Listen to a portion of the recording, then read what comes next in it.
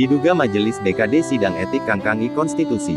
Malang, Jatimwarta.com, sidang etik yang digelar di ruang lab sidang Unisma berjalan panas dan muncul beberapa interupsi dari pihak pengadu pada Selasa tanggal 31 Maret tahun 2026. Hal tersebut terjadi pasalnya Ketua Majelis Hakim DKD dan juga melalui panitera sidang melarang pihak pengadu untuk didampingi kuasa hukum penasihat hukum yang bukan berasal dari Peradisoho dan juga melarang mahasiswa magang untuk ikut menyaksikan jalannya persidangan. Pihak kuasa hukum Sunardi W. Tuhu Prasetyanto, SH, MH, Fajar Wongso-Dimejo, SH, MH, Andi Rahmanto, DKK merangsuk masuk sesaat setelah sidang dimulai dan mengajukan beberapa keberatan dan pertanyaan terkait hal tersebut sehingga majelis menskorsing sidang untuk melakukan diskusi dengan pihak kuasa hukum pengadu. Terdapat banyak hal yang dirasa tidak rasional dengan justru mengkerdilkan sendiri proses sidang tersebut. Kami ini dilantik pada saat advokat masih menjadi satu. Saya sudah paham. Mas Budi sudah sampaikan tadi. Mas Budi, kalau Pradi itu dipandang sebagai single bar, harusnya tidak punya perspektif berbeda dari Pradi. tuangkan saja dalam keberatan. Kita bukan Rupanya Dewan Kehormatan ini belajar dari Tuhan kecil. Ya monggo, silakan Anda sampaikan. Mungkin acara ini kalau Pak Sunardi memang minta didampingi penasehat, kita tunda hanya untuk begitu. Begitu ya Mas ya? Ya, terima kasih monggo. Ini dilantik pada saat advokat masih menjadi satu. Saya sudah paham. Mas Budi sudah sampaikan tadi. Mas Budi, kalau Pradi itu dipandang sebagai single bar, harusnya tidak punya perspektif berbeda dari Pradi. tuangkan saja dalam keberatan. Kita bukan Rupanya Dewan Kehormatan ini belajar dari Tuhan kecil. Ya monggo, silakan Anda sampaikan. Kita cukup ya. Mohon maaf, saya persilahkan Anda menunggu juga. Saya tunda. Tidak ada gunanya kalau bapak-bapak di situ tidak berbicara. Saudara Lutfi, saudara Supriyadi, silakan berbicara sesuai hati nurani Anda. Beliau sudah menyampaikan ini tadi sesuai. Kecuali saudara-saudara telah belajar menjadi Tuhan-Tuhan kecil.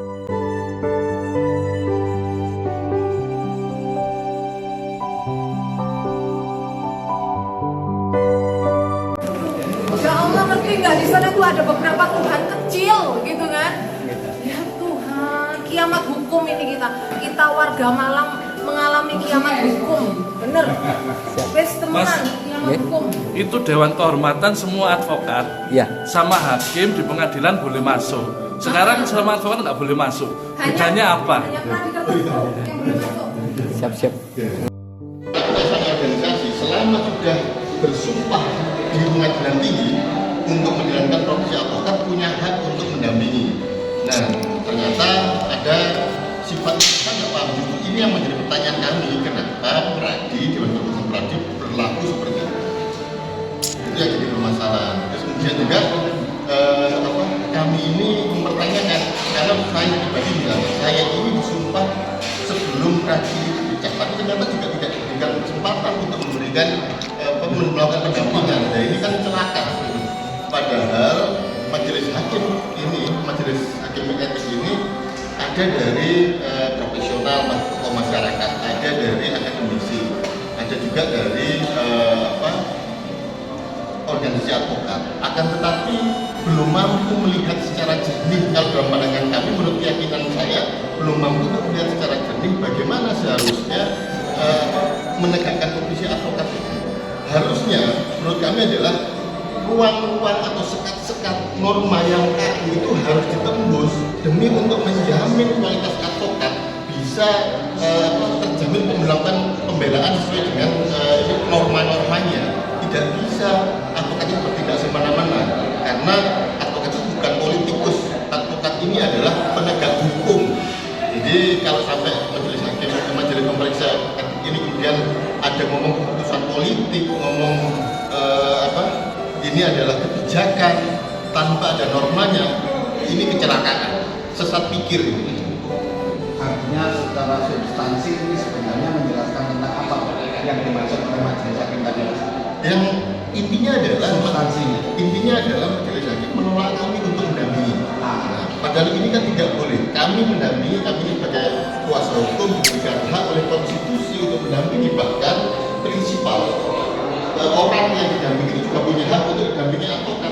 Ini sudah ada KUHP saja, itu sudah diperbarui memperluas hak dan kewenangan dari advokat. Tapi ternyata justru di dapurnya advokat di organisasi Pradi nyata ternyata seperti ini perlakuannya terhadap advokat sendiri. Jadi ini ada semacam rekayasa untuk membuat masyarakat. Artinya dari sekian Pradi ini yang teradu dan yang diadukan itu kan kami tidak memandang ini sebagai, kami tidak menyatakan ini ada rekayasa ya, tapi kami memandang ini adalah sesat pikir terhadap norma hukum yang ada. Karena kita sebagai sesama advokat penegak hukum ya harusnya semua ada dasarnya, ada normanya. Kalaupun tadi menyatakan kami memang dianggap sebagai hukum advokat dengan keputusan organisasi, harus ditunjukkan bahwa hanya advokat dari Pradi Soho saja yang dinyatakan sebagai advokat. Harusnya semua ditunjukkan ada normanya. Ini kan memandang masih keputusan sepihak dari keputusan yang bukan ini advokat di organisasi tidak diberikan dasar. Ini bukti kalau kami itu dilindungi konstitusi. Kami yang mencoba itu pengadilan tinggi.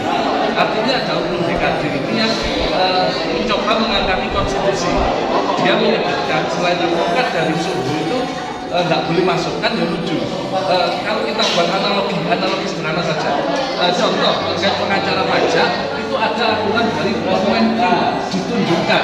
Tadi rekan Mas Fajar juga menyampaikan tidak ada satu aturan pun yang bisa mereka tunjukkan. Artinya oknum BKD ini mencoba mengangkat konstitusi. Bahkan seperti yang disebutkan tadi oleh Mas Fajar, ya Tuhan ini ya. Dia dilihat menjadi Tuhan kecil. Ditambahkan. Jadi kesimpulan saya kira hari ini kita dipertontonkan satu akrobat ini hukum ya, akrobat etik yang tidak elok bahwa Majelis Kehormatan Daerah Pradi Malang itu telah mencoba belajar menjadi Tuhan kecil karena mengangkangi yang disebut tadi masalah tadi, mengangkangi konstitusi. Ketika kita tanya aturan yang tidak membolehkan Pradi di luar Soho untuk mendampingi, nggak ada ditunjukkan. Jadi itu mengkonfirmasi bahwa itu bukan sikap ini seorang advokat penegak hukum sebenarnya. Justru apa yang dibuat oleh Majelis Kehormatan hari ini adalah justru bukan menegakkan hukum dan etik yang notabene etik itu menjadi sumber dari hukum, tapi mereka justru meruntuhkan etik dan hukum itu sendiri sebenarnya. Tetap secara umum bicaranya adalah sebagai di sektor ini kan kita bicara induknya ini kan Pradi ya, baru di dalamnya ada Pradi A, Pradi B. Lantas kaitannya dengan Pradi lain itu seperti apa kan? Enggak ada gitu sebenarnya. Instruksinya kayak gitu. Problemnya itu bukan terkait masalah ini Pradi A atau Pradi B.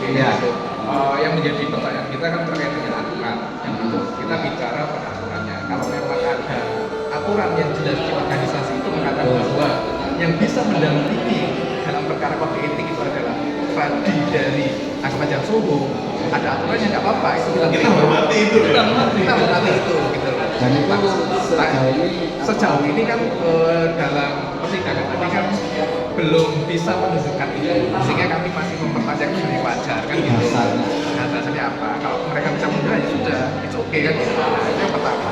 Yang kedua yang dicatat bahwa dalam sidang kode itu kan sifat dari penasehat tadi kan pasif.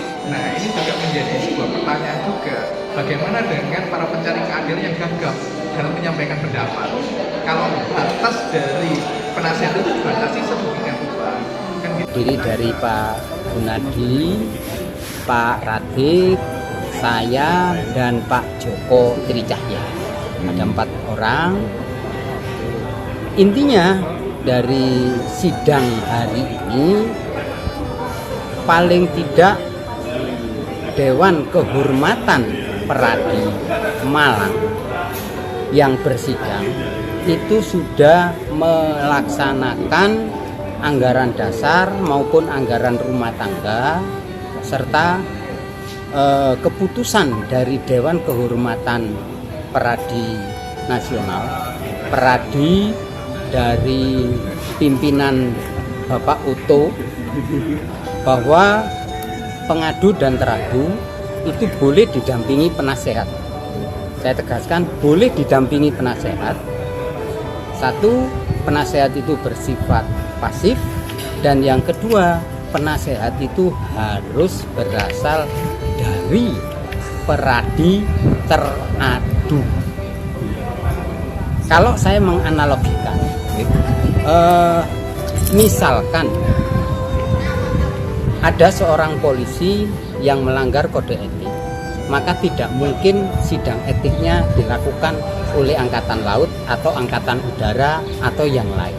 Sama dengan peradi kita, maka sidang etik advokat itu semuanya harus diikuti oleh anggota yang terdaftar pada peradi yang dipimpin oleh Bapak Oto Hasibuan.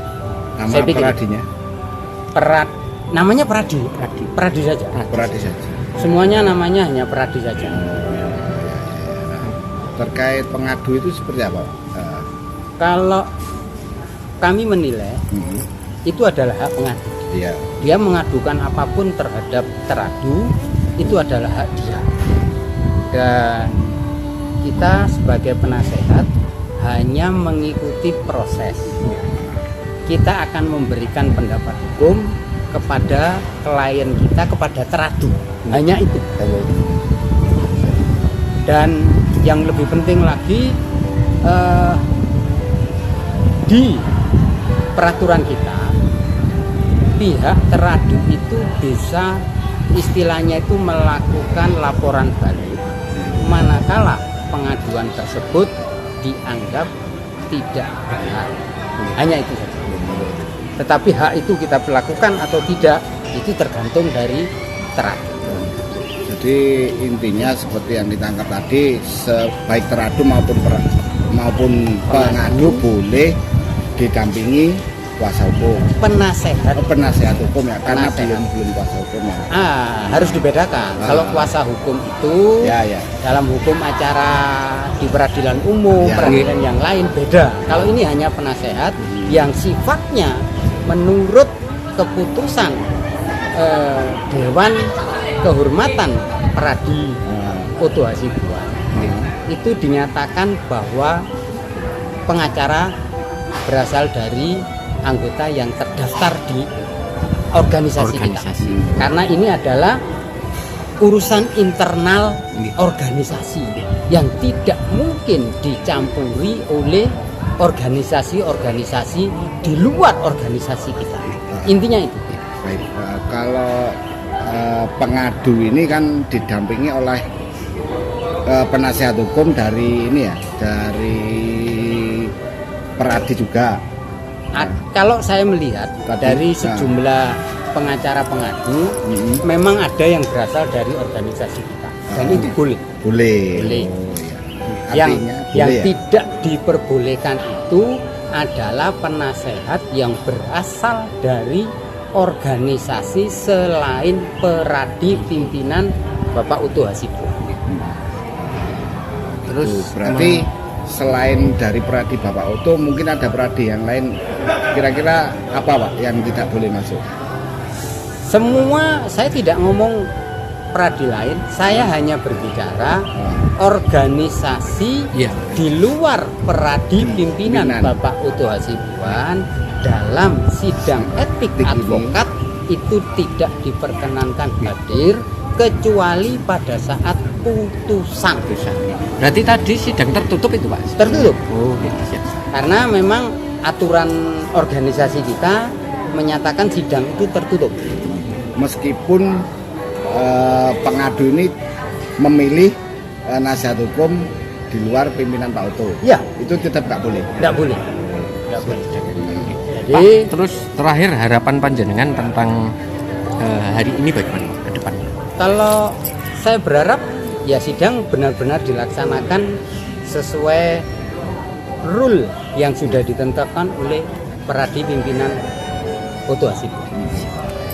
Artinya secara bicara penegakan kode etik ini ada aturan payung hukumnya secara internal di peradi itu sendiri Pak ya? Apakah ada bentuk ADRT atau semacam bagaimana? apapun yang terjadi, seperti kita pahami, semua organisasi kan tentunya selalu mengikuti anggaran dasar maupun anggaran rumah tangga, serta aturan-aturan, keputusan-keputusan yang dibuat oleh organisasi tersebut. Adalah sesuatu yang tidak masuk akal jika ada suatu organisasi dalam membuat keputusan mengikuti aturan yang ada di organisasi lain. Intinya itu.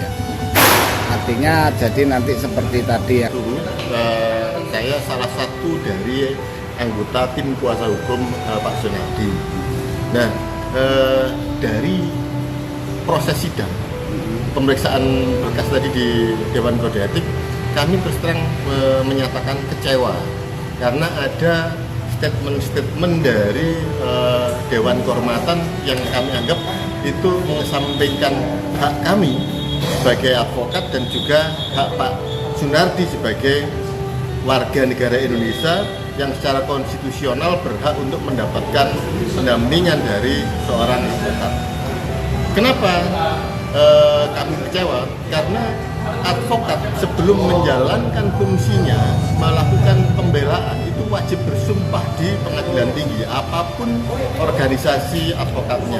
Nah, kami selaku tim kuasa hukum secara prinsip sudah pernah melakukan sumpah advokat di pengadilan tinggi.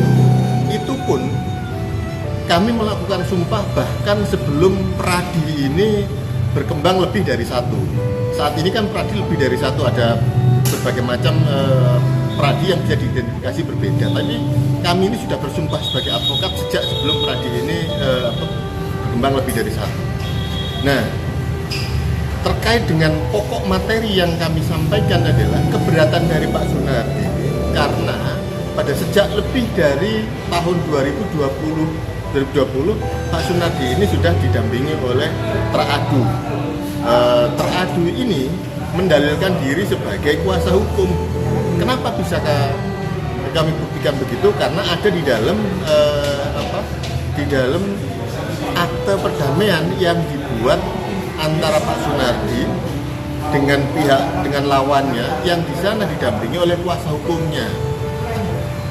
Dan itu pun berlanjut sampai setelah yang teradu ini sekitar tahun 2022 dilantik sebagai advokat. Jadi dapat kami kisahkan bahwasanya teradu ini sudah berpraktek sebagai kuasa hukum sejak sebelum bersumpah di pengadilan tinggi untuk menjadi seorang advokat. Tapi kemudian setelah menjadi seorang advokat, setelah mendampingi, berpindah kepada lawan dari Pak Sunardi. Nah, perlu kami sampaikan sesuatu hal yang prinsip, bahwa untuk menjadi seorang kuasa hukum dalam artian berprofesi sebagai seorang kuasa hukum yang notabene juga bisa disebut sebagai pengacara, bisa disebut juga sebagai advokat, maka terlebih dahulu harus memenuhi syarat-syarat administrasi untuk menjadi seorang kuasa hukum, advokat atau pengacara. Kita bisa bandingkan seorang yang berprofesi sebagai kuasa hukum itu adalah orang yang memang memenuhi kualifikasi formal menjadi kuasa hukum, harus ada syarat-syarat administrasi yang dipenuhi. Sama halnya dengan apakah seseorang itu boleh melakukan membantu orang, mengobati orang gitu. Tentu saja boleh, siapapun boleh. Akan tetapi bila mana menyatakan diri sebagai seorang dokter atau penghusada itu harus ada syarat yang harus dipenuhi. Demikian juga untuk meracik obat. Apakah boleh seseorang itu meracik kunyit, jahe dan lain sebagainya untuk menjadi obat? Tentu saja boleh. Tapi kalau menyatakan diri sebagai seorang apoteker, maka dia harus memenuhi kualifikasi tertentu sebagai seorang peracik obat dalam artian apoteker. Demikian halnya, apakah semua orang boleh melakukan pekerjaan-pekerjaan advokasi? Senyampang diartikan sebagai membantu orang lain, membela orang lain, tentu saja boleh seseorang itu melakukan tugas-tugas advokasi. Tapi manakala mendalilkan diri sebagai seorang konsultan hukum, kuasa hukum, advokat atau pengacara, maka prinsip harus memenuhi syarat administrasi untuk bisa boleh menyatakan diri sebagai berprofesi sebagai kuasa hukum, sebagai advokat atau sebagai pengacara dan lain sebagainya.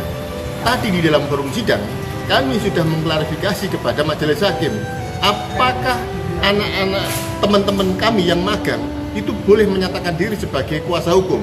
Tegas jawabannya, tidak boleh, karena untuk menjadi kuasa hukum harus memenuhi kualifikasi dan syarat-syarat tertentu. Nah, dari jawaban majelis hakim Dewan Kehormatan tadi sudah jelas bahwasannya tidak bisa orang yang belum memenuhi kualifikasi sebagai seorang kuasa hukum secara administrasi kemudian mendalilkan diri sebagai seorang kuasa hukum, apalagi kemudian dituangkan di dalam akte, apalagi kemudian setelah menerima kuasa berpindah kepada lawannya. Jadi inilah posisi yang harus diluruskan oleh Dewan Kehormatan Daerah Pradi, yang mana akan menjadi penegak dari etik advokat. Jangan sampai dimaknai Dewan Etik Advokat tidak mampu meluruskan kode etik advokat. Celaka. Jadi harapan kami Dewan Etik Advokat harus mampu menegakkan kode etik advokat, menjaga marwah officium nobile bagi seluruh advokat. Apalagi saat ini advokat banyak sekali organisasinya, sehingga Pradi ini harus bisa menjamin bahwa advokat-advokat Pradi, apalagi kalau dikatakan advokat Pradi Soho ini sebagai advokat yang terverifikasi, yang sudah jelas ini kemampuannya di dalam melakukan pembelaan, itu harus bisa untuk menjamin bahwa tidak ada satupun advokat yang bernaung di bawah bendera Pradi yang tidak mematuhi kode etik advokat. Kalau sampai ada yang tidak mematuhi kode etik advokat, maka Pradi harus bertanggung jawab. Pradi harus menentukan sikap. Pradi harus membuat suatu kebijaksanaan, membuat suatu keputusan, menjamin di dalam Pradi tidak ada advokat yang melanggar etik. Gitu. Tadi kan dijelaskan bahwa itu sidang tertutup, Pak Win. Terus mereka menyimpulkan bahwa Pak Sunardi bisa diwakili dari pengacara Pradi Utuh. Apakah bagi Sapan itu sebuah kewajaran atau ada penyimpangan, Pak? Kami memang menilai bahwa yang diberikan hak untuk mendampingi Pak Sunardi itu hanya advokat yang dari organisasi Pradinya Soho waktu itu ya, apalagi disebutkan dulu ketuanya Pak Uto ya. Kami menilainya adalah bahwa aturan organisasi itu tidak lebih tinggi dari undang-undang, tidak lebih tinggi dari konstitusi. Itu pertama yang harus dipahami. Kedua, harusnya kalau memang ada aturannya ditunjukkan. Mungkin ini di ADART-nya Pradi kemudian menyebutkan yang boleh beracara di dalam kode etik itu adalah advokat yang bernaung di bawah organisasi Pradinya Soho gitu. Tapi nyatanya tidak. Maka kami menganggap apa yang disampaikan majelis hakim tadi hanya bersifat kebijakan lokal, karena tidak bisa menunjukkan adanya instruksi, arahan atau aturan dari Dewan Pimpinan Nasional Pradi.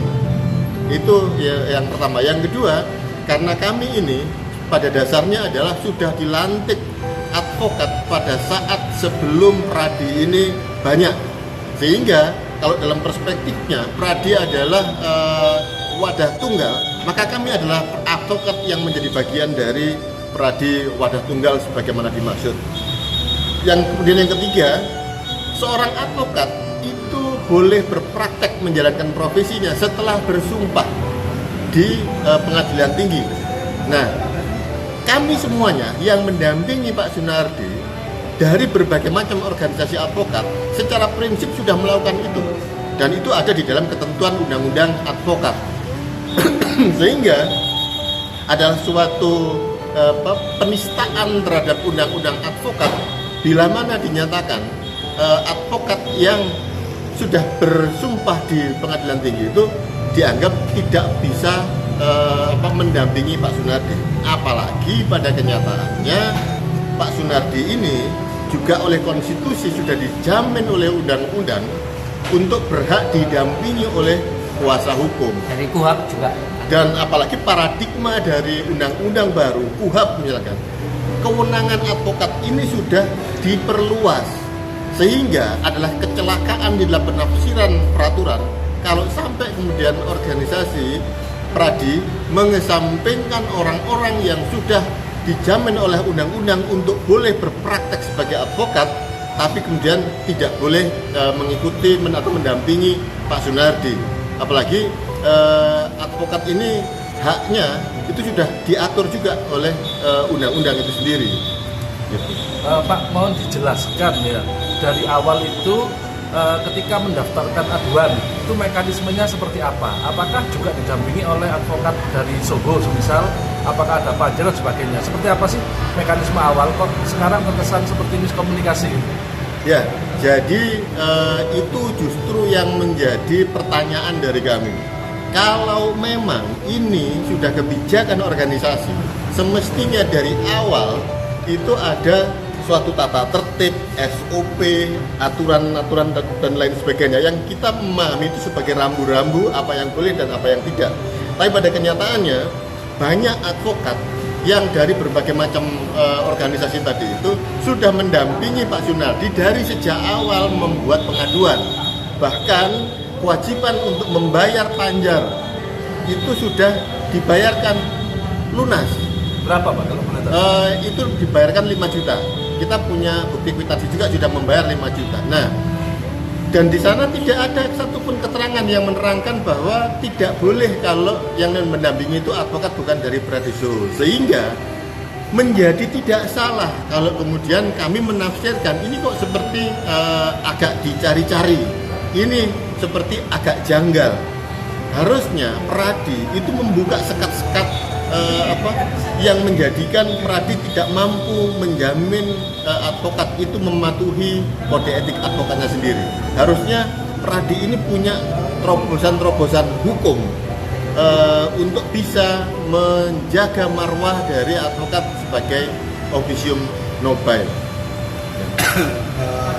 Kembali ke substantif pokok permasalahan terkait dengan Pak Sunardi ini selaku pengadu, apakah pernah membuat surat kuasa kepada teradu? Sudah.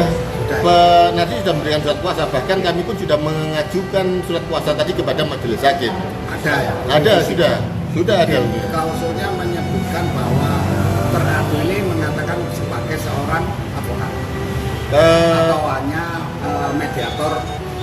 Jadi begini, dari sejak awal sekitar tahun 2020 pada saat di awal mendampingi, teradu ini mendalilkan dirinya sebagai kuasa hukum.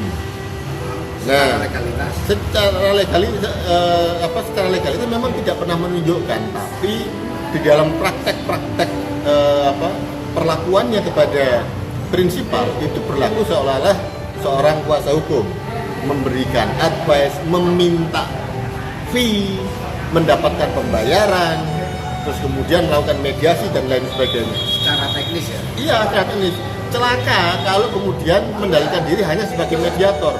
Karena prinsipnya mediator itu berposisi di kedua belah pihak. Mediator itu tidak memihak.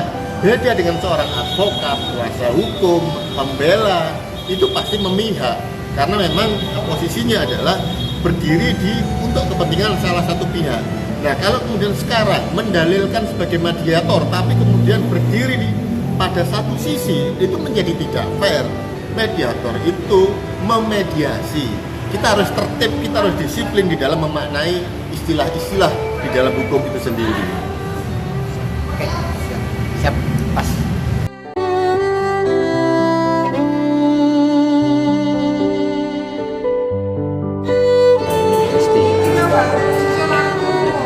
Baru